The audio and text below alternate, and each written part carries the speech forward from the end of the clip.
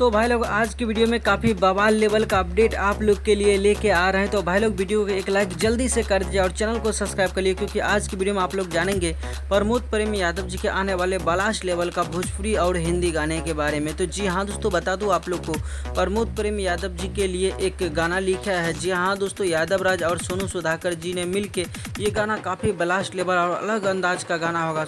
ये गाना काफ़ी कसम से यार तहलका मचा देगा भोजपुरी में। प्रमोद प्रेम यादव जी का काफ़ी दिनों से कोई गाना हिट नहीं चल रहा है, इसी के लिए यादव राज ने प्रमोद प्रेम यादव जी के काफ़ी डिमांडेड सॉन्ग लिखा है। आशा और विश्वास ये गाना का जब भी आएगा यूट्यूब पर तो हल्का मचा देगा। तो तैयार रहिएगा दोस्तों, कभी भी पोस्टर रिलीज हो जाएगा, 2 से 4 दिन के अंदर आप लोग के बीच में पोस्टर देखने को मिलेगा। तो गाइस तैयार रहिएगा, क्योंकि प्रमोद प्रेम यादव जी को आप लोग चाहते हैं तो दिल से एक लाइक कर दीजिए। गाइस मिलते हैं नए वीडियो के साथ में, तब तक के लिए अपना ख्याल रखिएगा और देखते रहिएगा भोजपुरी चीप यूट्यूब चैनल। धन्यवाद दोस्तों, मिलते हैं नए वीडियो के साथ, तब तक के लिए bye bye, take care, love you all.